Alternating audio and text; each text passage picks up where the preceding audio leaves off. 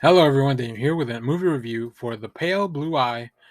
This is a new Netflix film from 2020. I guess it came out in 2022, technically. It is rated R with a runtime of 2 hours and 8 minutes, but it just premiered this weekend if you're watching this at the moment of its release. As of the recording of this video, we have Rotten Tomato score of 66% for the critics. The audience score is 73%. This is written and directed by Scott Cooper and based on the book by Louis Bayard.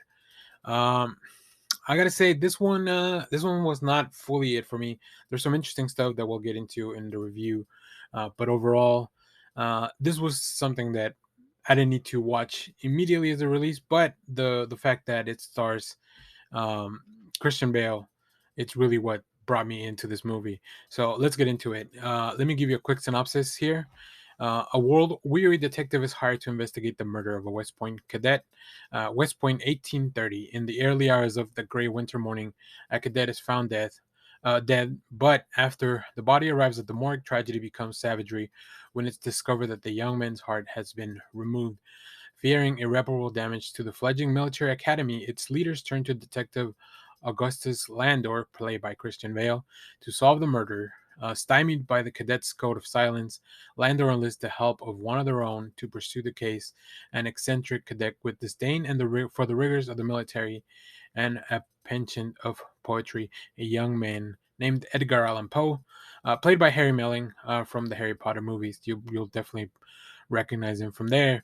And yeah, I mean, it sounded like a really interesting premise. I'm not familiar with the source material, but the premise sounded cool. Like, why would you not want to follow this mystery with sidekick as Edgar Allan Poe? Um, but let's get into it. The Pale Blue Eye, it's a slow burn. The mystery just relies heavily on the performances of his talented cast, led by Christian Bale.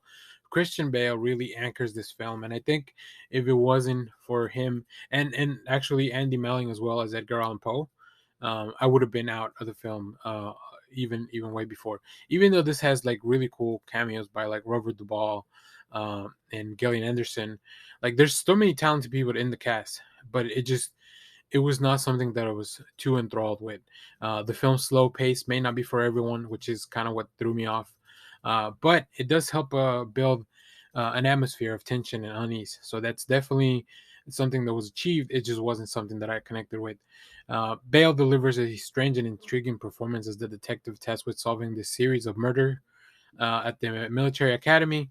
And then Melling also turns in just a captivating performance as Edgar Allan Poe, who at one point is kind of one of the prime suspects, which is really interesting because I think we all kind of think of Edgar Allan Poe as this like weird person that created these weird stories, this weird poetry, and it was quirky and dark, and I think the film totally utilizes that.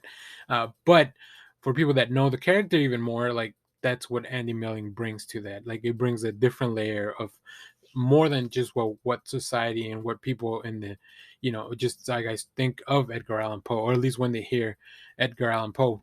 But there's still a few nods to like some of the more familiar things. Definitely a lot of ravens are flying around, stuff like that. Um, Despite all these performances, though, the mystery at the heart of the film ultimately fell short for me of delivering just a truly satisfying story. Like I said, I think the pacing just really threw me off, and then when things finally started unraveling, it felt like we had spent too much time doing other things. So while the plot takes some unexpected twists and turns, it ultimately just fully fails to engage the viewer and realize its full potential with this talented cast.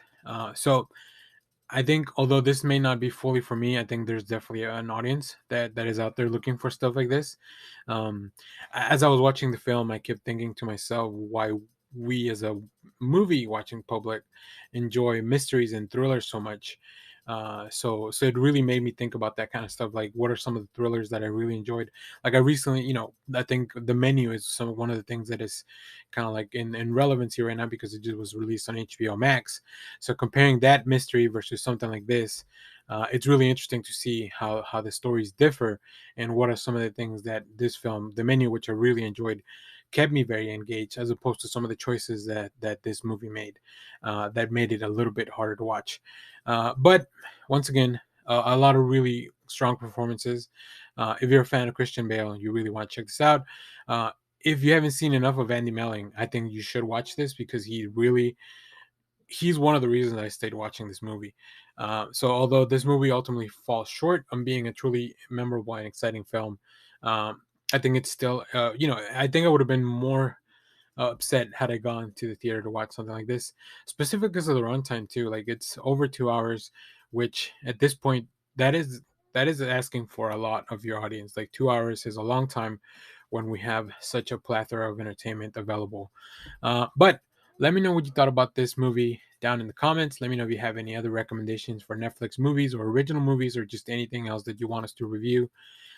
Stay tuned. We have more comic reviews, trailer reactions, TV recaps, all that fun stuff here in the channel. And as always, thanks for watching, everyone. Bye.